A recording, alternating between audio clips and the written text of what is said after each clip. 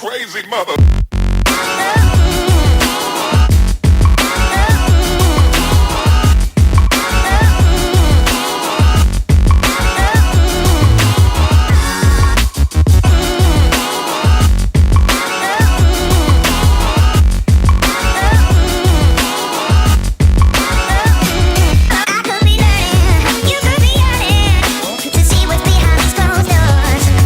Ladies and gentlemen, boys and girls, welcome back to the Exceptional Conservative Show live from the nation's capital. We are not ashamed at all of the good conservatism, for it is the power of liberation, first to the Republican and then the tyrants. And we have enough of them out there right now. I want to introduce someone to you that I truly admire because of his commitment to conservatism. He is Congressman Steve King, representative from the 4th Congressional District of Iowa, a man who has enemies on as well as friends, and I guess in this city, if you don't have any enemies, then you're not doing it right. And someone who has persevered to represent the people of Iowa and conservatives around the country on issues including immigration and economics. A businessman as well as an environmentalist. I want to introduce to some, present to others, Congressman Steve King. It's a tremendous honor and pleasure to have you on the air with us tonight, sir. Well, thank you so much, Ken, and I'm glad to be on with you tonight. And always connected at CPAC, and that there's so many of these values that we share together, and the principles that are the foundation of conservatism are the foundation of Western civilization itself. They're the foundation that our founding fathers built this country on. And it is our job to understand them, to protect them, to teach them, and to refurbish the pillars of American exceptionalism. And that's been my life's work, and it's your work, and it's the work of so many of us that are real patriots. Indeed. Congressman, I want to say this because, you know, in America, the left is loved when the mic is hot because they can extort from us and transmit any believable thing they want to transmit in terms of conversations. Some things don't even have to be true. It just becomes what they transmit. So I want to ask you first and foremost, we are in a paranoia and a panic like we haven't faced since 9/11. 9/11 was a legitimate one. I'm feeling that this is an illegitimate manufactured one by the left, presumably to destroy the presidency of Donald John Trump. I want to ask you, sir, your thoughts about the Wuhan flu, the pandemic, and as well, whether there are those who are using this as a tool to destroy the presidency of Donald Trump. Well, at first I would say that the coronavirus or the Wuhan flu, it is real by looking at the acceleration of the infections that take place and the pace of it. It has been suppressed around the world in different places to varying degrees of success. I don't think the Democrats could have planned that, but they are capitalizing on it. And, you know, it's very, very clear that, you know, they have decided to call this for some days or even maybe weeks, the Trump virus. And if you watch CNN and MSNBC, which I don't, I get reports of that, is that it's all anti-Trump all the time, blaming this virus on him, putting it on with the business of restoring our economy and our country. And so it grew with that kind of snowball effect. And the data that I have seen, because the inertia of the media has gone so far, so long, that even Donald Trump, whatever he may think is the reality of it, he doesn't have much choice except to address it politically and economically. And I am very troubled by what this is doing to our economy. It is the hardest hit that we have seen in our economy. It goes beyond H1N1, back the swine flu that we had 10 years ago. It's worse than the economic impact appears to be worse than September 11th of 2001. And if we want to inform ourselves as to what we might be dealing with, we can look back to 1919 with the Spanish flu that killed something like 50 million people worldwide. That experience there in a completely different era, a century and a little more ago, add that to the H1N1, add to that 9/11 of 2001, this, and you get an idea of the scope of what we're dealing with. But this is a broad attack on our economy, the shutdown of the functions of our society. Will pay a huge price, and the cascade of this hits immediately the small businesses, and it works its way up to Wall Street. But it is a very serious time, and I want to get it over with and get on with the business of restoring our economy and putting our country back together. Exactly. Congressman King, Secretary of the Treasury Mnuchin visited the Capitol today and met with the Republicans to discuss how do we go about economically repairing the breach. And I want to ask you if you were a part of that particular meeting, and from your understanding, what are the proposals that the Trump administration wants to present to Congress for immediate stimulus? Well, no, I'm not in Washington. I'm back in Iowa, where I intend to stay unless we get called back to D.C. for votes.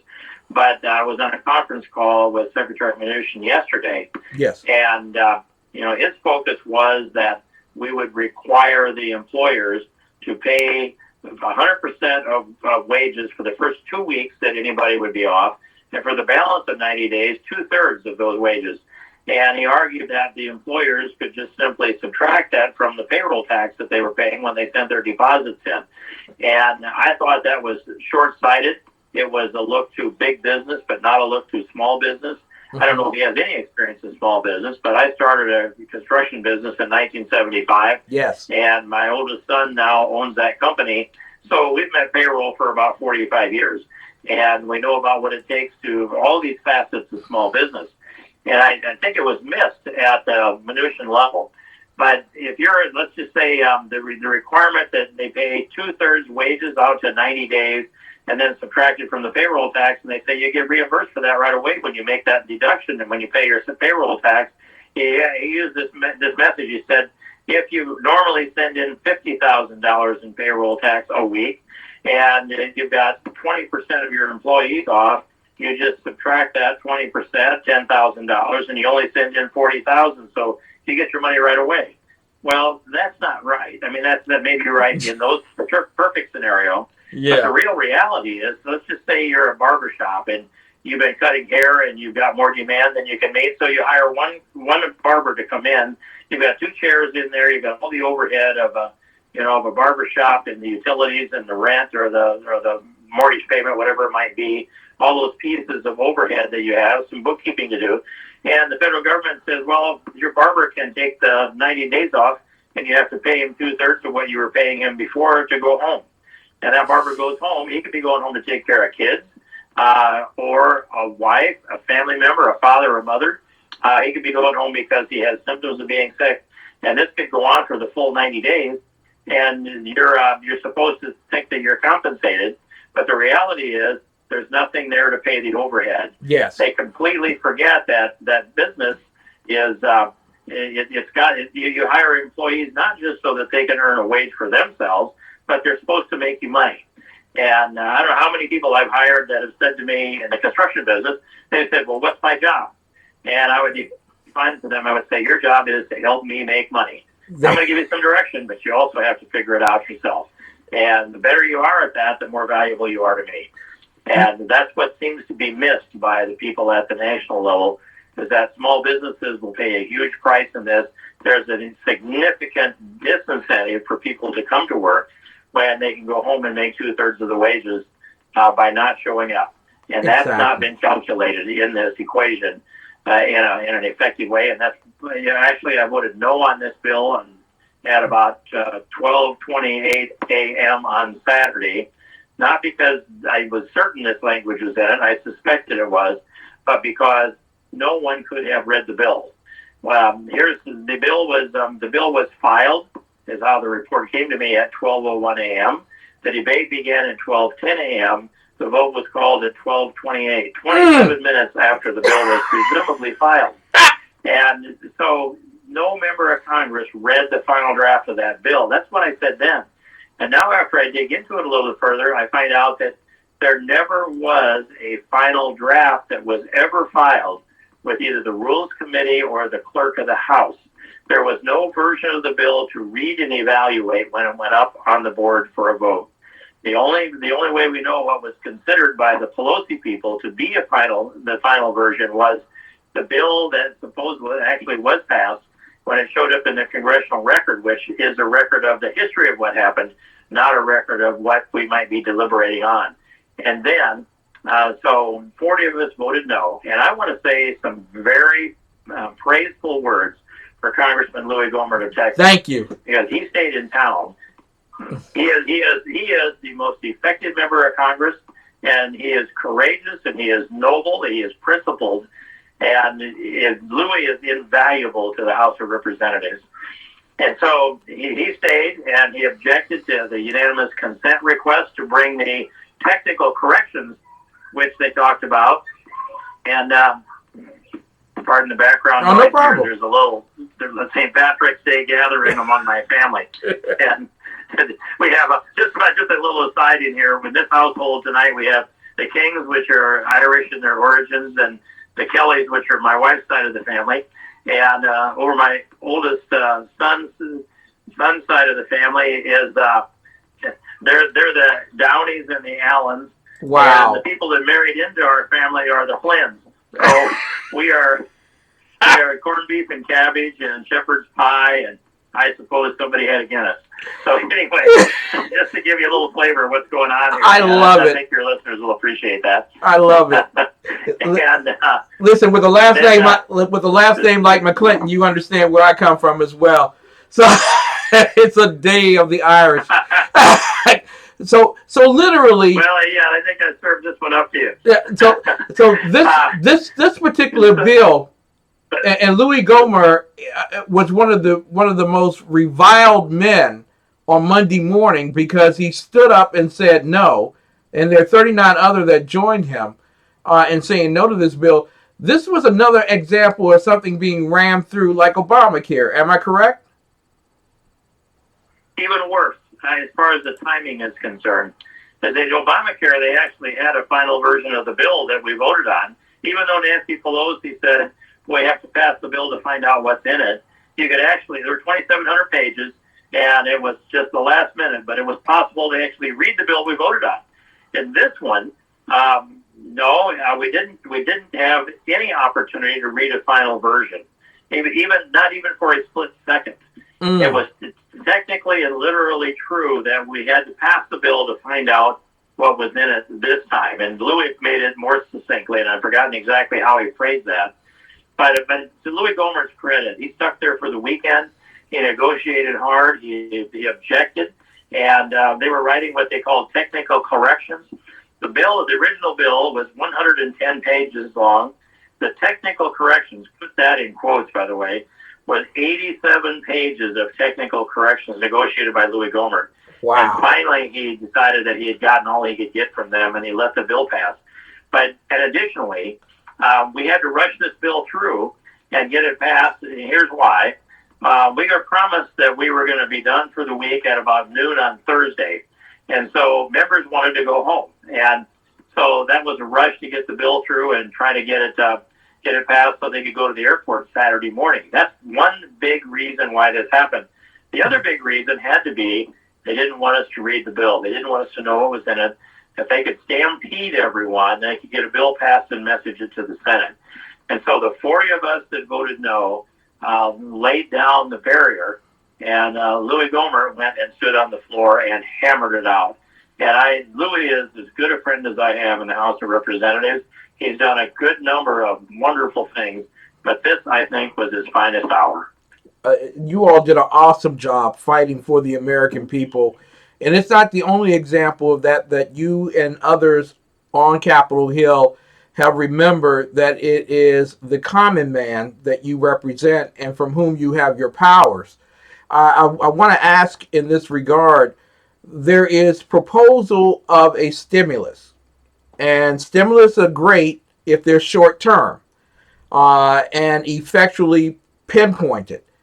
However, when you use a broad net with a stimulus, it normally becomes long-term and very expensive to the taxpayer. I want to keep families that are going to be blighted as a result of the paranoia economically.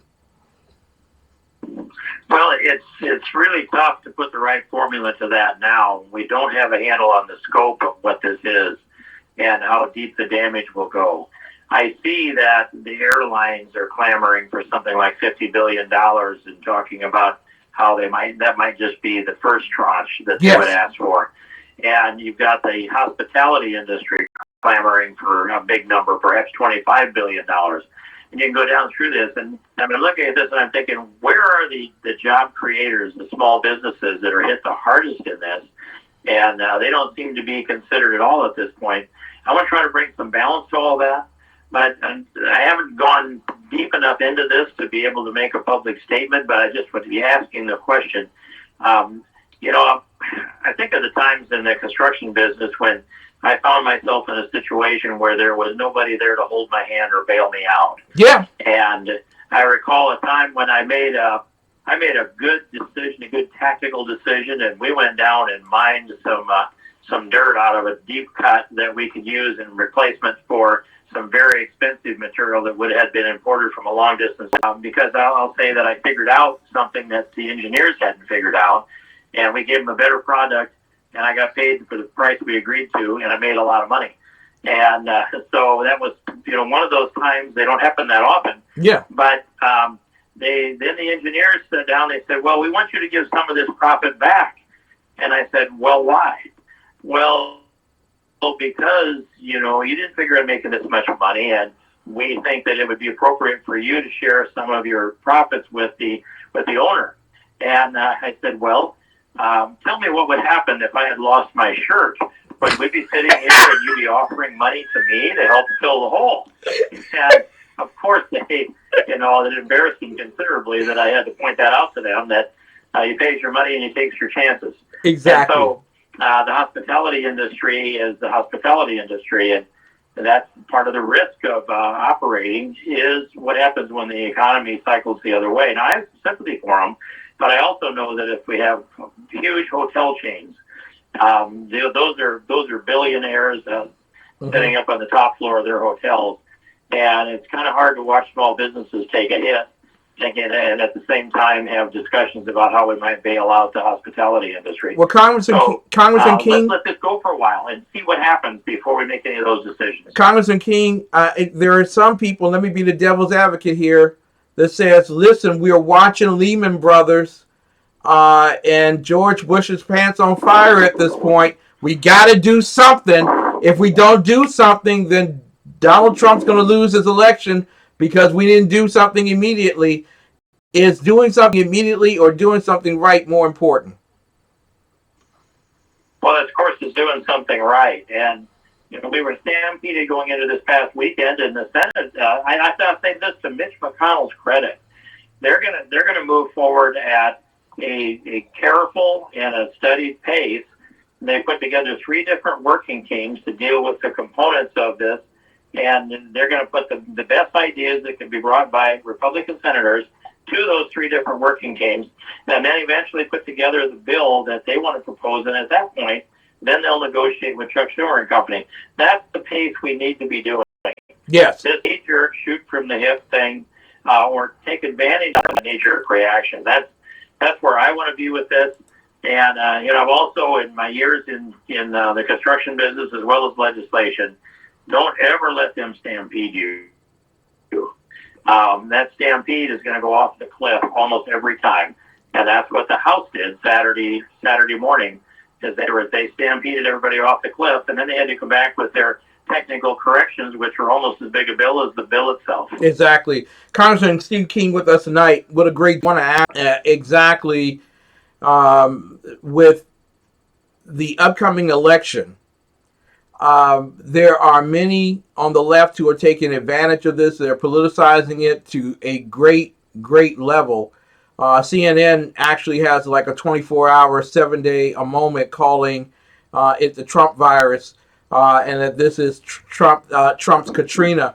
I want to ask you here, are the Republicans frightened that they could lose the upcoming election as a result of this? And are they making decisions based on the election? Well, I think they are making decisions based on their anticipation of the election. That's the case almost with every piece of legislation that comes down. It has a component of that. And we do know historically that if the economy is down, then then if he's up, he's almost always reelected. Yeah. So looking at it from that stark equation, this could be something that could cost Trump his reelect. But I think the American people are smarter than the Democrats give them credit for being, smarter than the left give them credit for being. And President Trump has got an eye on this too, and it is an eye on how do we save the most American lives, how do we protect the American people, and what kind of moves does he need to make to protect himself from and shield himself from the onslaught of attacks that have been designed to come at him. This man has faced more opposition than I think any president in history, perhaps with the exception of Abraham Lincoln, although half the country bailed out, and so their criticism didn't count. They were the enemy. But President Trump has been under assault from the left from the first, well throughout the campaign, but the following morning is when they began to decide we're not going to let this president govern. And people need to know that he was elected November 8th of 2016 on Tuesday. The following Sunday, which was maybe the 13th, I believe it was, the leadership of the Democratic Party and the outside groups that support them came into the Mandarin Occidental Hotel in Washington, D.C., led by George Soros. Not my speculation, front page of Politico, his picture. And he did a seminar and a program. And there they planned how they were going to deny Donald Trump the ability to govern this country. They weaponized language like white nationalists, white supremacists, Nazi, fascists. Of course, they've always had racist as a weaponized term that was wearing out. Yes. They created the resistance movement. They had demonstrations that they orchestrated in the major cities of America nearly every weekend. And I will say every weekend, all the way through the inauguration of Trump. And they were sent 1 million to Washington, D.C. to protest his inauguration. And those were those women in those silly pink knitted hats. Yes. And I faced hundreds of them, in fact, thousands of them. And so those images will never leave my mind. And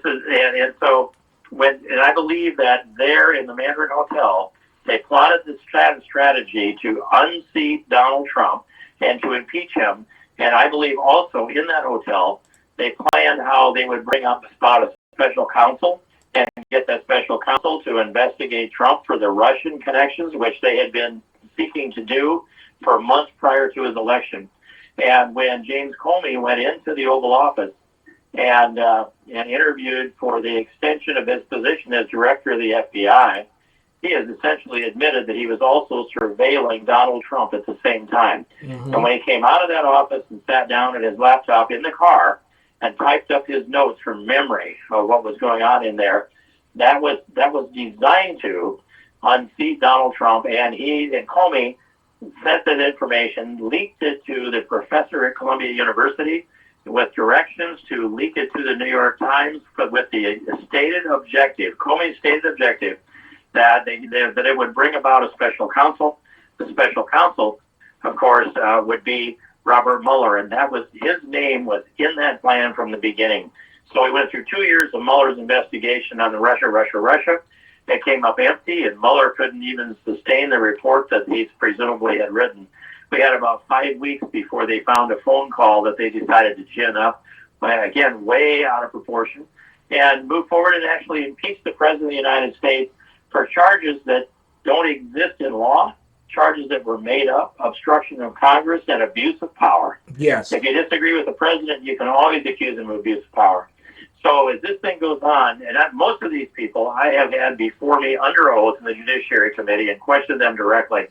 And what they have done to this country and abused the powers of the Department of Justice, the FBI, the State Department, the intelligence community, and the IRS, all of that to try to affect who's going to govern this country rather than let we the people decide.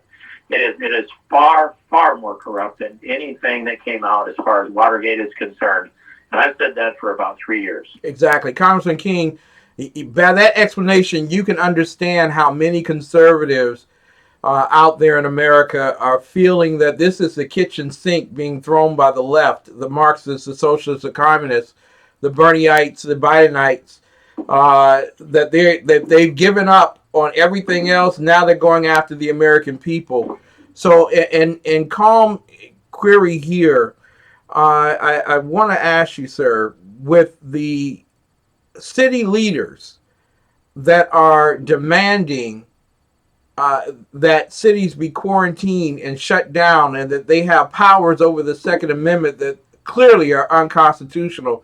Do you believe that there are some leaders of metropolitan areas that are going beyond, and if, in fact, governors that are going beyond the Constitution to attempt to protect, quote unquote, protect the people in a public health endeavor?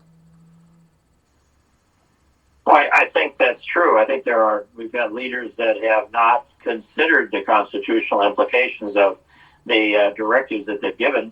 And I'm here in Iowa, where just at noon today, our governor ordered that all restaurants and bars and rec centers and any gathering center that you can think of, including religious services, Yes. that gather more than 10 people, be shut down.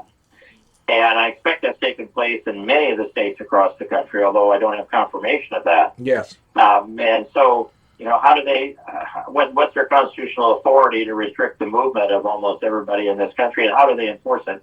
I think that we're in a place where it is about voluntary compliance.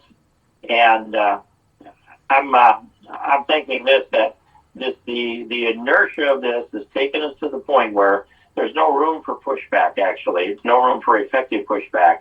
And so let's get through the next 2 weeks, maybe 3 or 4 weeks, and watch this. We may well be through the worst part of it by that period of time, and then we can go back and reassess. But yes, even, there's what it amounts to is there's no upside to being a contrarian to the inertia of this, that may look back and we may decide that it was mass hysteria. We don't know that now, and so we have to follow the prudent path. And I just, I had one of our construction fellows, he's a Flynn, not a King, say here tonight, whatever happens, say this pandemic doesn't become, any more rampant than it is right now, and say we throttle it down to nothing within a matter of a couple, 3 months. And he used this expression. He said, so if everybody got out there early in the morning and hopped up and down on one leg, and when the sun came up, said, see, the sun wouldn't have come up if we hadn't done that. Yeah. That's the level of argument that will be there, and saying that, we really solved this problem. History will not even decide how serious this is or how great the danger is unless it becomes something that brings about millions of deaths. And we surely don't want that. No, we don't. Congressman King, we want to thank you so much for what you do on the House floor, representing the American people, from the farmers of Iowa to contrarians like me around the country and around the world. How can people get in contact with you and show support to you, sir? I say, how can, they just need to go to steveking.com, and there's a wonderful button there that they can click on. And that can help us get through this primary election in June 2nd, which we're faced with 4 primary opponents that are ginned up by the establishment, the elitists, and the globalists in the Republican Party. And, we've got to defeat them. If they succeed in getting the Obamacare, the immigration and border security issue, the life issue, all of those are issues that that I essentially own in the United States Congress. I have to share some ownership with some excellent leaders. Exactly. SteveKing.com. SteveKing.com. SteveKing.com. God bless you and your family, sir. Enjoy the rest of this particular St. Patty's celebration. And we look forward to talking with you in the not too distant future about things that are going on with this particular issue for the American people. Yep, and I too. So happy St. Patrick's Day to everybody that's listening in, Ken, and we look forward to reconnecting again at another time. All right, sir. Congressman Steve King with us tonight, ladies and gentlemen. We will be back with more of the best in urban conservative talk right after these particular messages. You are, ladies and gentlemen, watching the best in urban conservative talk. We are a republic, not a democracy, ladies and gentlemen. We are a republic, not a democracy. TECN TV, the best in urban conservative news and talk. TheExceptionalConservativeShow.com. Stay tuned, ladies and gentlemen. We'll be right back.